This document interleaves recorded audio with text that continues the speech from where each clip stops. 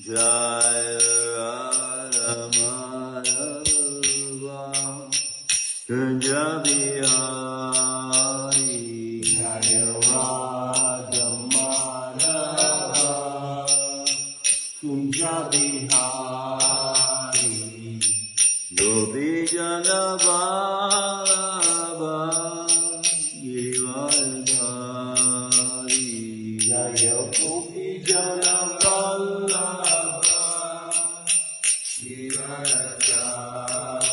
Yatodanandana Prajajana Ranjana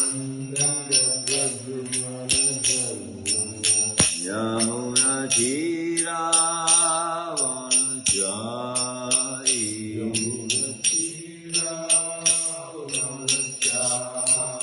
Yamuna Tira Vanachari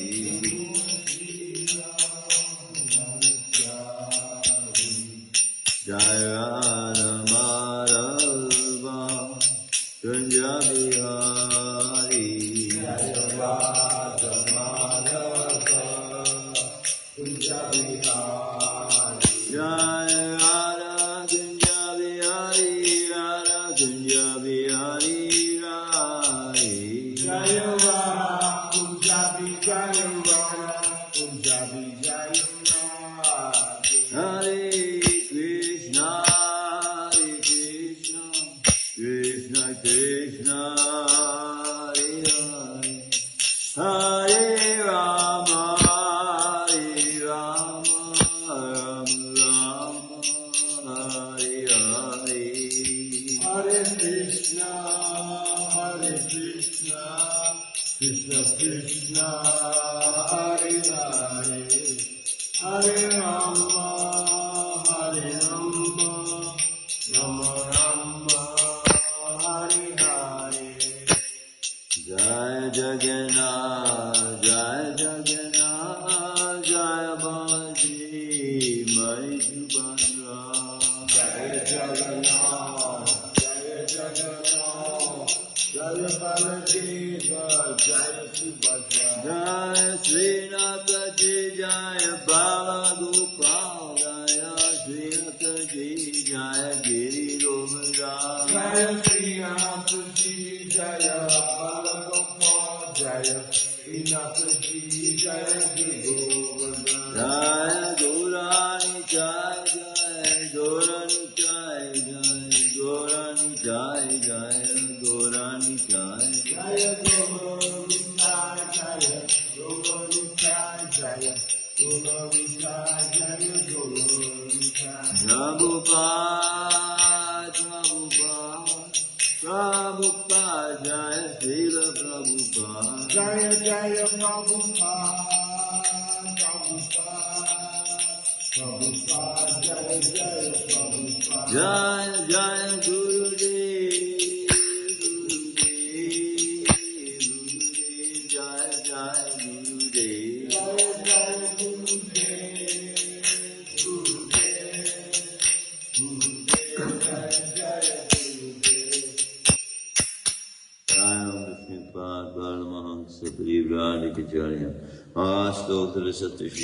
His divine grace, founder of ISKCON, Abhay Charanaravinda Bhaktivedanta Swami Srila Prabhupada Ki, Granthara Shrimadbhagavatam Ki, their most merciful Lordship Shri Radhakunja Bihari Ki Jai, Shri Jagannath Shri Baladevi Mai Subhadra Ki Jai, Shri Nathaji Shri Balagopal Ki Jai, Shri Gauranitai Ki Jai, Nitai Go Prem, all glories to the assembled.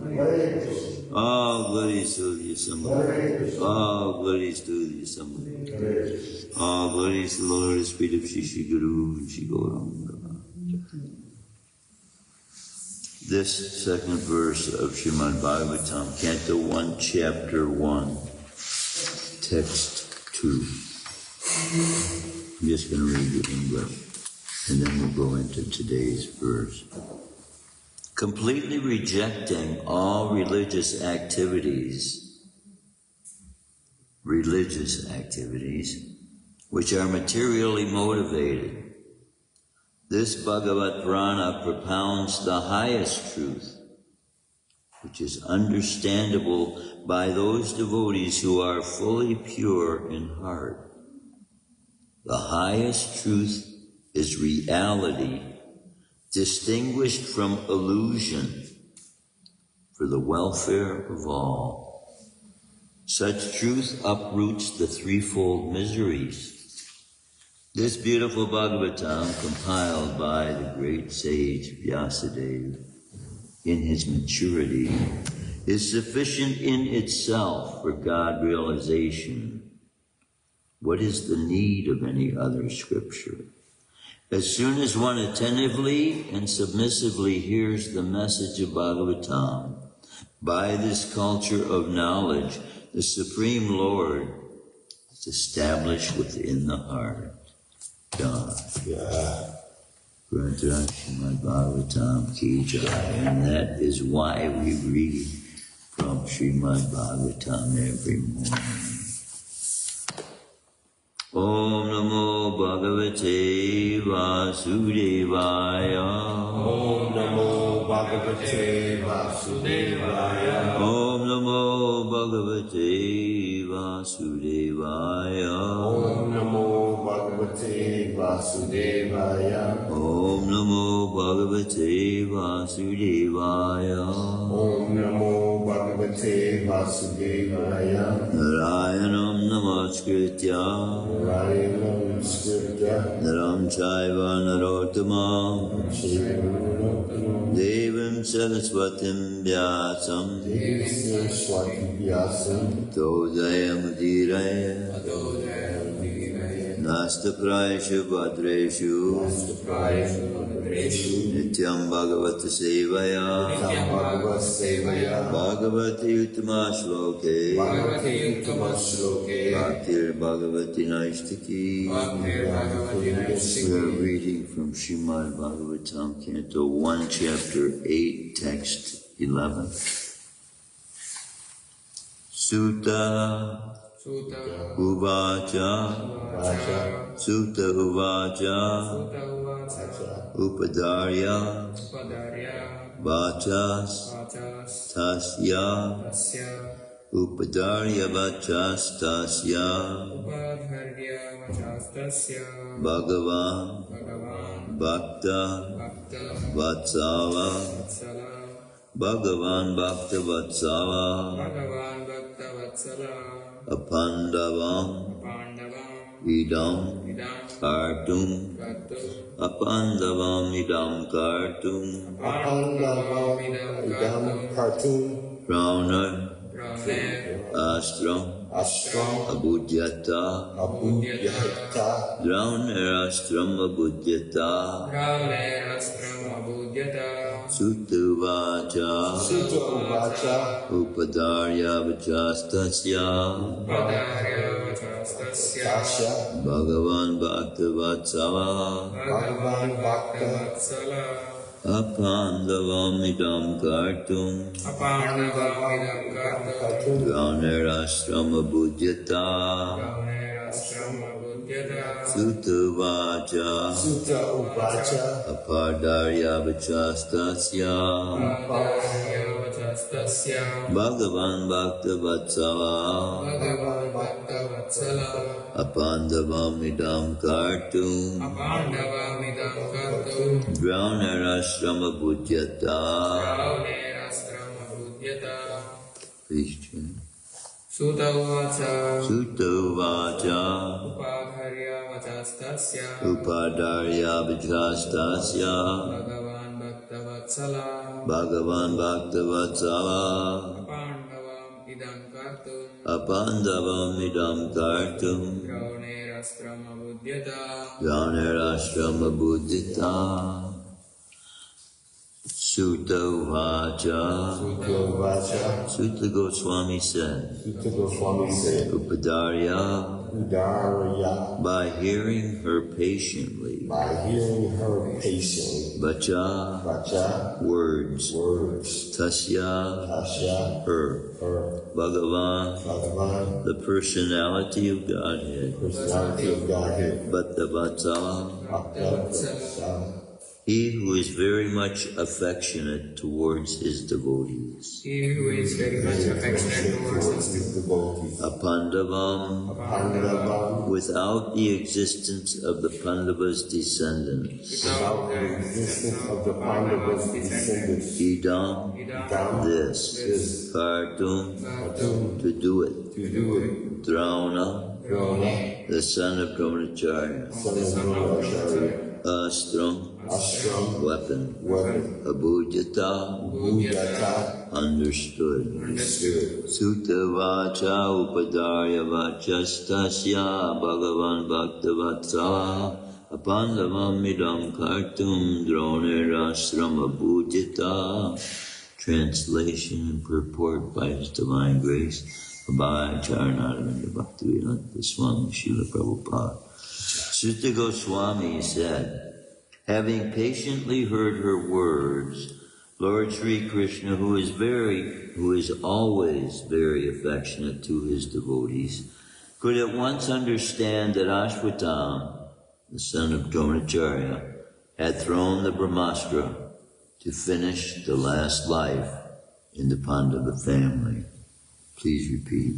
Sutta Goswami said, having patiently heard her words, Lord Sri Krishna, who is always very affectionate, to his devotees, could at once understand that Ashwatam, the son of Dronacharya, had thrown the Brahmastra to finish the last life in the Pandava family. Sri Goswami said, having patiently heard her words, Lord Sri Krishna, who is always very affectionate to his devotees, could at once understand that Ashwatam, the son of Dronacharya, had thrown the Brahmastra to finish the last life in the Pandava family. Purport by His Divine Grace of Charanaravinda Bhaktivedanta Swami Srila Prabhupada. The Lord is impartial in every respect, but still He is inclined towards His devotees, but because there is a great necessity of this for everyone's well-being. The Pandava family was a family of devotees, and therefore the Lord wanted them to rule the world. That was the reason He vanquished the rule of the company of Duryodhana and established the rule of Maharaj Yudhisthira.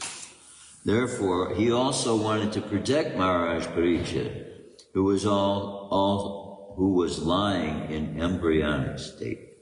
He did not like the idea that the world should be without the Pandavas, the ideal family of devotees. Om Jnana-timirandasya Vinanjana Shalakaya Chakshusam Velitam Yena Tasmai Shri Gurave. That Brahmastra weapon being thrown, it reveals animosity that he was feeling towards these children, that had come from previous. To know this, we would have to look it up in the Mahabharata.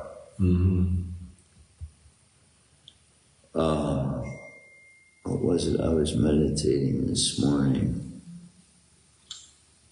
I noticed these stories are in Mahabharata, because I Googled this the other day. Okay. The chapter. These stories, some of them, not everything. These stories, they give the background. And the Bhagavad Gita, of course, itself is in Mahabharata. So this is, Bhagavad Gita is one chapter out of the Mahabharata, which is the great history of the kingdom of Maharaj Bharat. So, see, this literature is entertaining the concept of a one emperor rule. And it's It's a concept, I think, that is in the minds of humanity at large, something that they believe is coming. Some people believe it should, some people believe it shouldn't. But there's two kinds of rulers coming. One is coming before the good one comes and will try to usurp authority over the world powers. Now realize that a person who is putting themselves through the use of money or other influences to try and gain that position will be knocked out. Karma is powerful when you take it worldwide.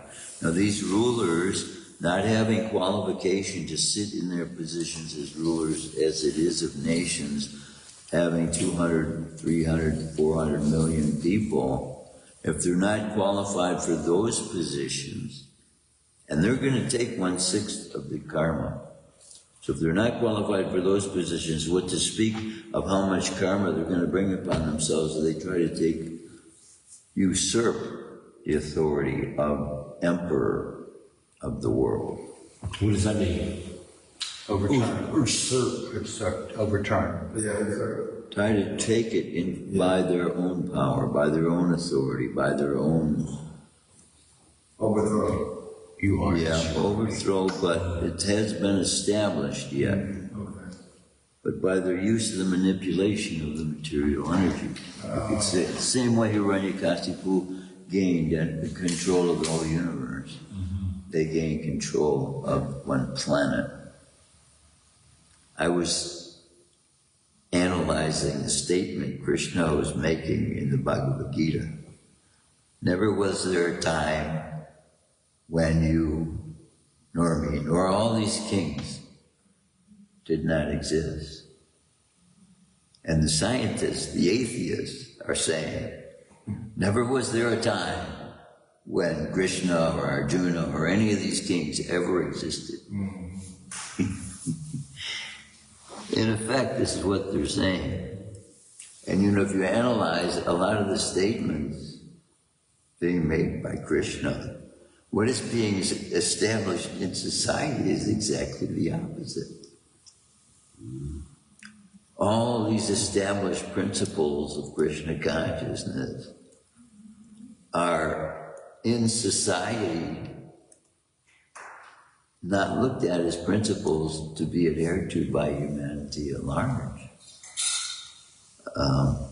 Taking a cold shower, for example, shaving one's head as a male member of the human race, wearing one piece of cloth for the bottom, one piece for the covering, and then another piece underneath, that's it.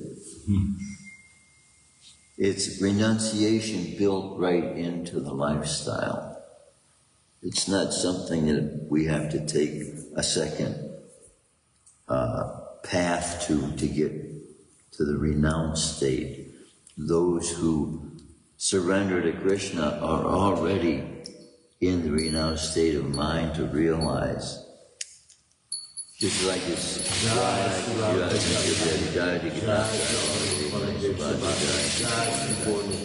just like that first verse we read this morning is about the supremacy and the nature of Bhagavatam to be able to deliver anyone who takes part in the actual study of these treasured literatures.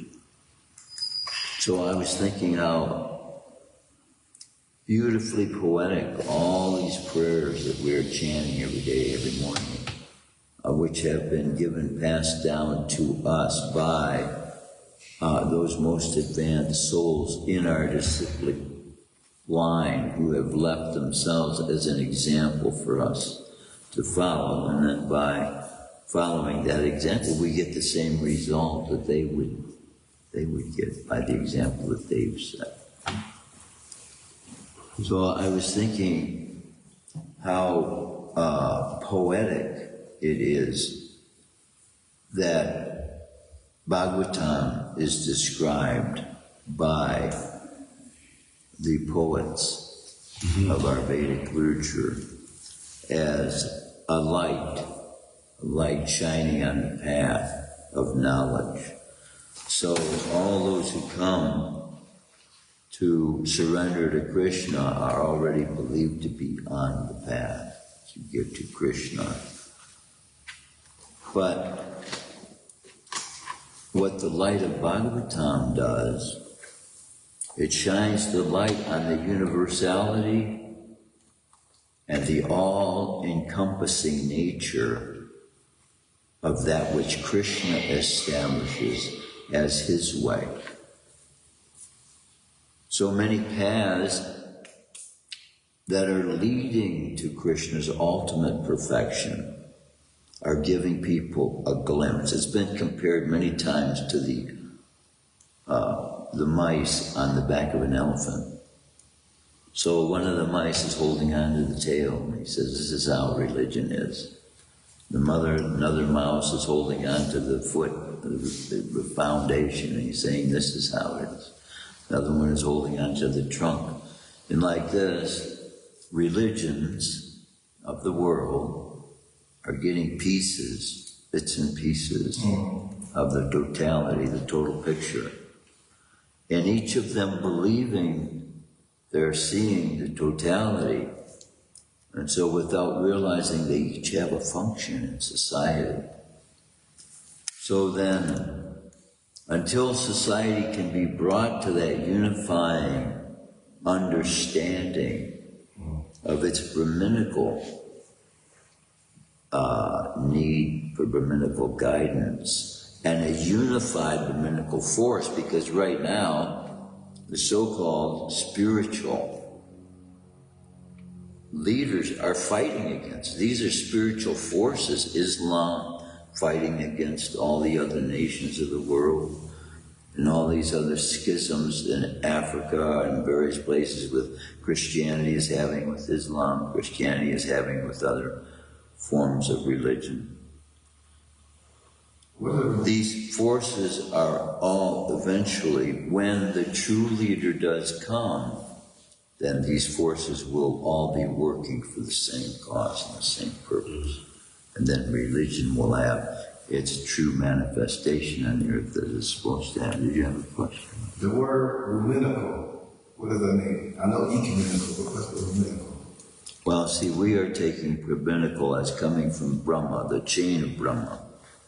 But then it can also be looked at as that group of society that are trying to engage themselves in God's service or wanting to take part in religious services of some sort to fulfill what they believe to be God's responsibility to them in life.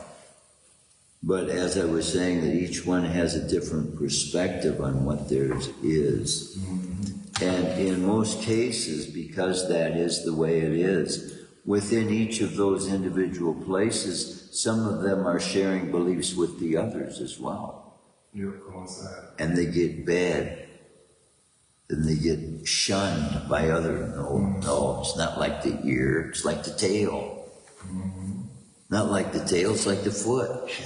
And then some are saying, no, it is like the foot. No, you can't be with them, they would shun you.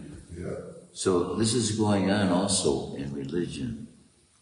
And just like religion being compared to the body of the elephant, it's also compared to the life of the cow.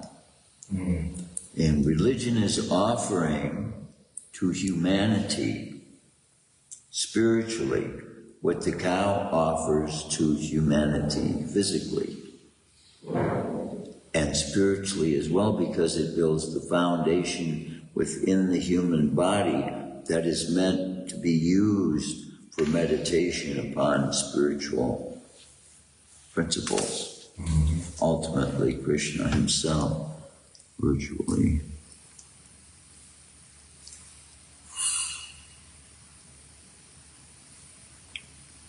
This Brahmastra weapon also has its source. See, when the Brahmins are guiding the administrative class then God will empower them according to the truth and the closeness the Brahmins are having with God. So if you follow, and India is famous for, I was speaking the other day about the fact that children in India, when they read comic books, they're generally reading pastimes of previous kings and their kingdoms and their king's guides. And then they grow up and go to high school and like that and find these people were really people that gave good advice. Chanaka Pandit being one of such. I'm sure Ajay Prabhu could probably tell me some of the... There's a very famous one who was giving advice to a king that I found prominent in most of the comic. Who is it? Chanaka Pandit. But there's another one who played the same role as him, and I think he was an earlier advisor to a king. Brahmana himself. What is his? He's a Brahmana only, right? Do you remember King name? See, he used to give the king advice, and then the same situation is presented in many soliloquies or many similes explaining principles. For example, the king and his servant, one day the king, he was doing something and he cut his finger, and the servant said, well, that's Krishna's mercy. What do you mean that's Krishna's mercy? Have this man thrown in a dungeon and tell me that's Krishna's mercy when I cut my finger. So they put his advisor in the dungeon. Now later that day, normally the king and his advisor would go hunting. So the king goes by himself because he's punishing, right, his servant. The king goes out and he gets captured by, you know, the people that eat human beings. Okay. What do we call it? Rakshasas. Okay. Called cannibal. There we go. The cannibals. Cannibal. So he was picked up by the cannibals, who had decided that he would make a feast for the king. Cannibal. So he's being held in captivity, and then one of the main priests of the cannibals came and inspected the king. And they looked over his body and they found he had a cut on his finger. Now, he's got exposed like that, he's contaminated, so he can't be offered. Okay. So he's thinking, wow, he got saved by that cut on the finger. Wow. So then he goes back home. He doesn't even recall his servant for a while. And something happens, and he's, oh yeah, he's in the dungeon. He said, so sorry. He said, go bring him out. He said, it's that cut on the finger that saved me from getting eaten up by the cannibal. Okay. So, is this Chanaka Pandit? I don't think this is Chanaka Pandit. No. This is Because of his imperfection. Wow. So he comes out of the dungeon, and the king says to him, says, you know, he says, I know how this is Krishna's mercy. How is it that it's Krishna's mercy that I threw you in the dungeon? You say, king, because normally I go hunting with you, and I don't have any cuts on my finger. Okay. So this position of Brahmins and Kshatriyas was such that it's carried over into the study and into the culture of India itself. But we don't see, we have a separation of church and state here, even though some take a bit of advice there, but that's also for protection too, because as the American people have in our history, the fact that those who were in leading positions of religion had taken over, and there was much corruption going on. And so people were being killed without justification. People were being murdered against the will of justice and for the will of the king. So that's why they established a new country independent of England. But because of that downfall, you might say, of the Brahminical class in England at that time doesn't mean that the Brahminical class and the ruling class are not supposed to be working together. Otherwise, how can we have God in our courtrooms if we don't have God in our discussions of law? And now I'm seeing a great return to prayer as a predominating thought beforehand, before everything else starts. Wow, yeah, prayer. They get somebody up there who can pray Brahminical prayer. Boy, I'm telling you, there'll be a whole transformation. Is it Brahminical or Brahminical. Brahma. Brahma? Lord Brahma. B-R-A-H-M-A.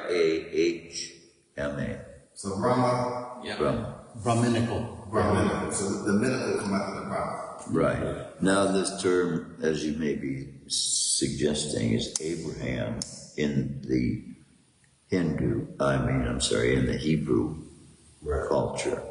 The name Abraham is looked at as the father of all nations, which that sound vibration, Abram and Brahma, are very similarly, and as sound gets passed down as a means of communication, people mix all kinds of sound.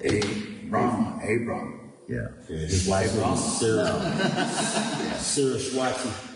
Sarah, yeah, his wife's name was Sarah. Yeah. Wow. Yeah. So many sounds like that get passed down. And then though what happens as well is they get perverted sometimes. And then when they get all the way down into a new language, as I've spoken before, sometimes they get misunderstood. There was no misunderstanding here in the attempt of the Brahmastra being thrown to kill off Parikshit Maharaj. And so now it is by, as I've been explaining, it is by lineage also of Parikshit Maharaj. Now, there's a big controversy about that Lord Chaitanya broke in India in regards to the caste system, right? Kshatriya, Vaishya, Sudra, Brahman. As far as it being that which people are born into, automatically becoming believed to be qualified for the position of. But in its purest state, it also has the means of being able to perfect each of the positions, so that if a child takes up that profession of his father, each generation thereafter doing the same, that becomes perfected in society. But it cannot have a stigma with it, and that's what the establishment of ISKCON is doing, lifting the stigma from those who build the roads, those who clean the roads, those who distribute the newspapers, those who distribute the mail, those that perform public service.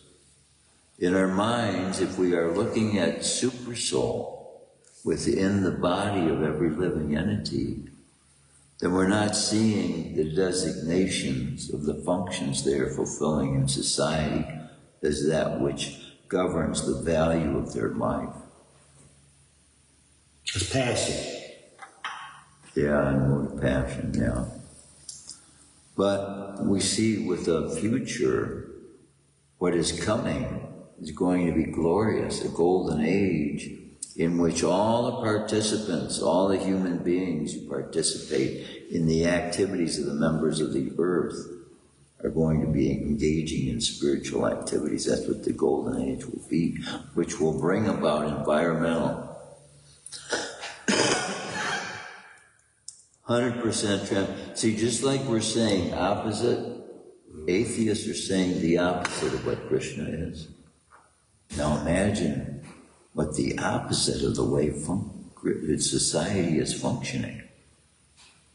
Crime, like, always on the rise, right? And then crime would be always on the down. It would be getting down to nothing. Disease getting down to nothing.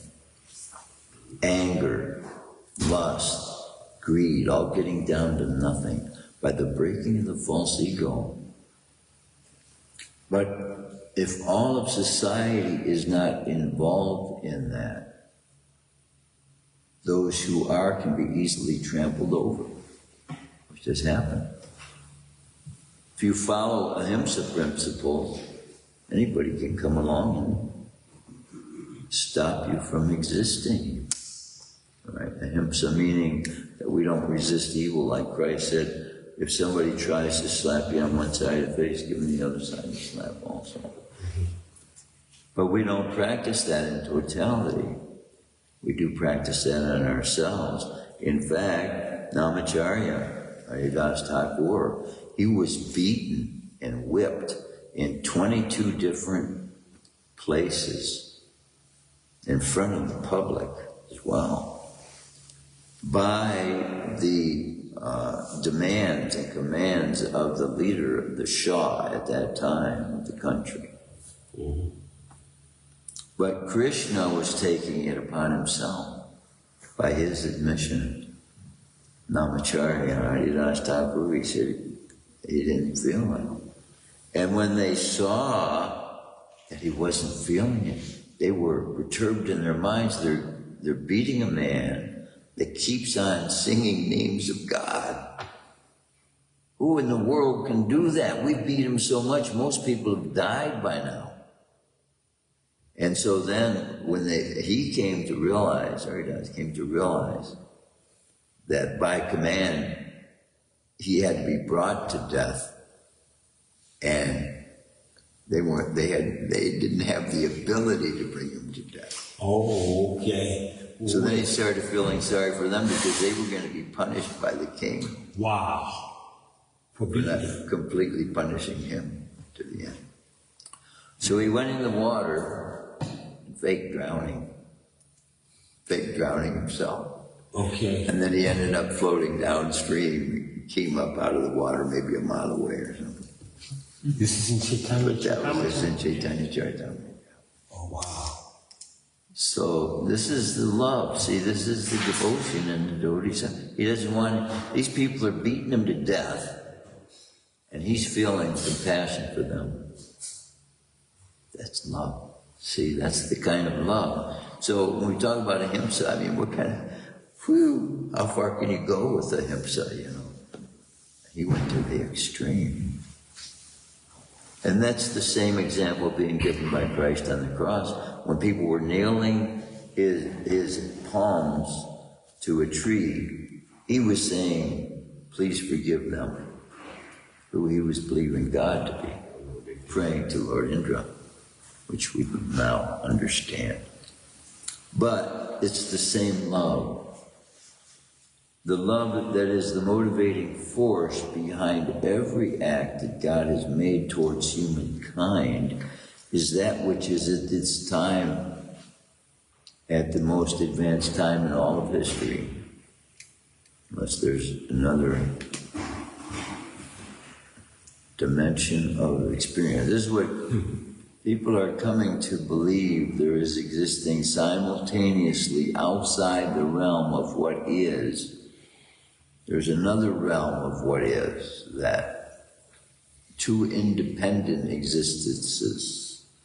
I mean, from one position you can say, well, the spiritual world is that. It's another totally independent place, inaccessible to those who are within the material dwelling, except by permission, which is what we are gaining. By sitting here today, we are gaining permission. Just like it's audition to sing in the morning, the spiritual realm, we're gaining admission to the consciousness of the inhabitants of the spiritual realm by dwelling on subject matters that are also pertinent to their continuance. So that's why love, being motivating factor, that is the all-powerful force, actually. As we can see, that it is Krishna's love for the Pandavas that is able to overcome that Brahmastra weapon. That's what it really is, the protecting force. Yarande Prabhu, you have a question? It's two things. Well, the first question, the other one's not a question, the name of that character, the cartoon character you're referring to. But the first question is, you spoke earlier about individuals who take the time to read those certain books that has the history that you were talking about. What were the name of those books? And what Bhagavatam. Okay. You're talking about Bhagavatam. Bhagavatam. Mm-hmm. Bhagavatam. We have cantos 1 through 12, and each of them have sections within them. They're divided into. Oh, you're talking about Mahabharata, I think. The great history of the world. Yeah. Yeah, Mahabharata. What you That's just- what it you was. just I was spoke talking about before Bhagavatam. And you can get a copy of that now, authorized by ISKCON as well. You know how to spell that? Yeah, Mahabharata,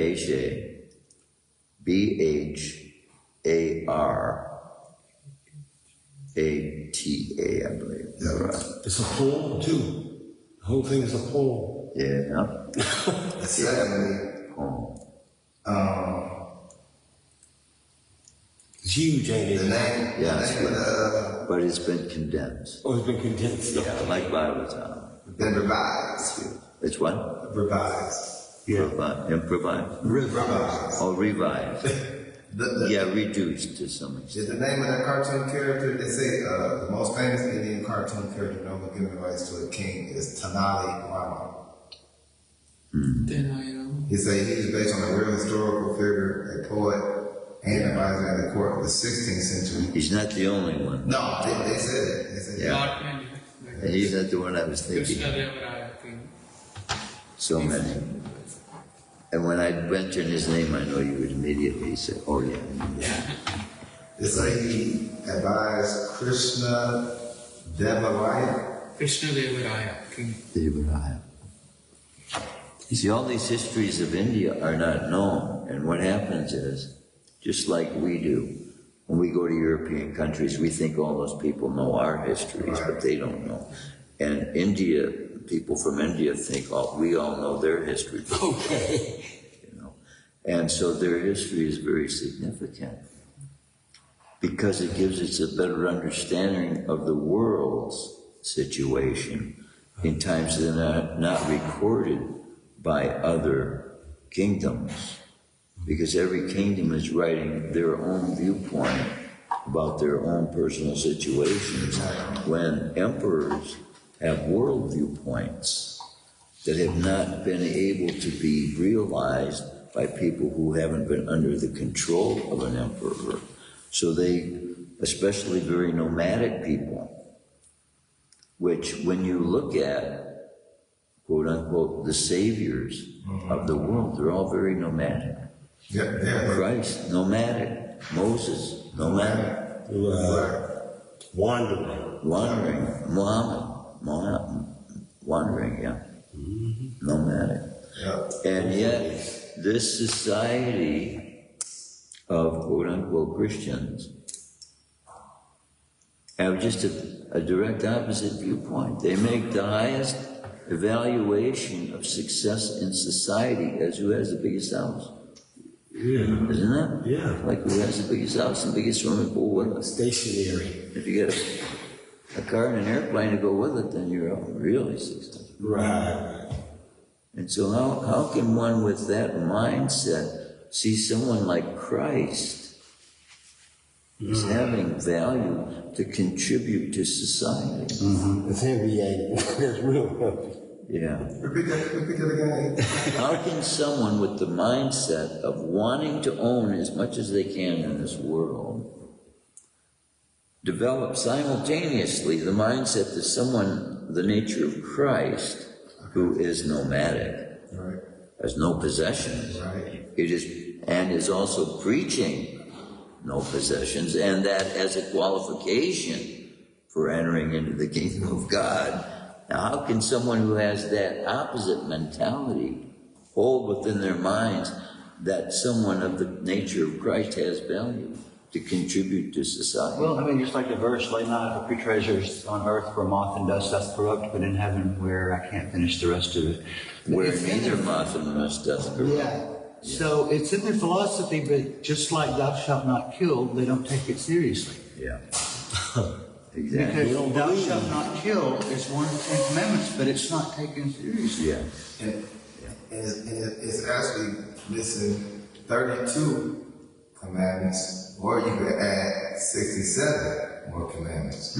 So when we talk about the 10 commandments, you got the 42 negative sins and confessions. Then you also add 35 more to them that came from that. Which, you know, so we have all different parables, principles, and statutes. But the real question is, are we, as they say in my favorite verse in the Bible, James 1:26 through 27, hearers are not doers.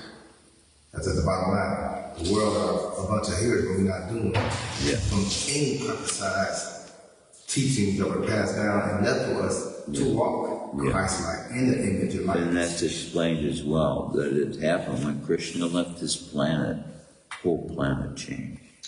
And that's explained in Bhagavatam, but it's also explained in Mahabharata. And what was seen immediately before it happened, Yudhisthira, who is the incarnation of religion, who is the son of Dharmaraj, who's an incarnation of Krishna, he saw all these omens, they're described as, which are, in fact, an evidence of it being a science to know future events by present events that are revealed to you before your eyes. I've had visions before. I had a dream. You know that very famous picture of the airplane flying into the building? Trade Center? I had that dream 2 days before my mother had scheduled. I was in Arizona. I saw that very thing on a TV screen before it happened in a dream. This might have been 2 years before it happened or more. You remember the year? It was about 1999 or so. And my mother had a plane flight scheduled because she knew before my dreams come true. And I told her that. She started crying because she'd already bought the ticket, the irreversible ticket, and she was planning to go. She came anyway. But see, at the time, I didn't know myself. It wasn't about my own personal life. And this is what happens with omens that are revealed. People might be given omens, and then they don't understand them. And so this is what happens in religion as well. People get in understanding about applications for their own particular group, and they want to apply it worldwide. This is why when a leader having a true worldwide vision and love for everyone, which is a requirement as well. You can't be prejudiced and biased and think you're going to be able to give guidance to everyone in the world. And when society lives in harmony with one another, with all humanity at large living in harmony and performing activities in a unified manner, we can conquer disease, we can conquer cancer, we can conquer these things that we are being told are inconquerable by people who are making money off of the existence of the very things we're trying to conquer. Right. So that's what complicates things. Okay. And it's human nature, we can't hold it against them. But we have to be taught, we have to be trained how the mind should. This is what Krishna consciousness means, thinking like God. And when we say that, my God, you think you can be God or something? No. But God has an outlook towards all of us as though we're his children. And who can a human being love more than their own children? Isn't it? So if we develop that same loving attitude towards all life, not just our own kind either, even a quote in the Bible about that, the nature of love. Love doesn't seek its own, but it looks for the benefit of others.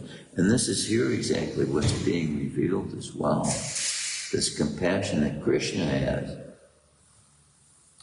And Uttara, out of her love, she's looking to Krishna as well for protection. So they're all recognizing Krishna is the overpowering force that can change the circumstances that have been created by demons. Mm-hmm. And it's this acting against God that Krishna is establishing the principles of, to say that these are things I don't want done, so that when a devotee prays to Krishna in accordance with those laws, then Krishna is happy to provide assistance. And that's why you can pray and have every one of your prayers answered, because you know the will of God. Mm-hmm. And these omens also can be revealed to us. There's a whole book of omens as well, helping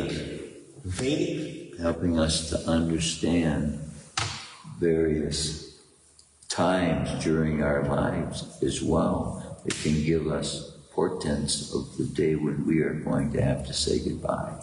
Mm-hmm. You can know that day. We can have such relationship with Krishna every day, that close, to know that Krishna is going to let us know. I'm not saying I have it yet, but I know it's there. And I know all I have to do is continue on the path I'm on, because this is the path giving the kind of understanding of what is possible, makes it available to us. It's there. It's given to us to be known it's available, to be known that it's available to us. Not only somebody in the past, because of this equal vision that Krishna is revealing to all living entities.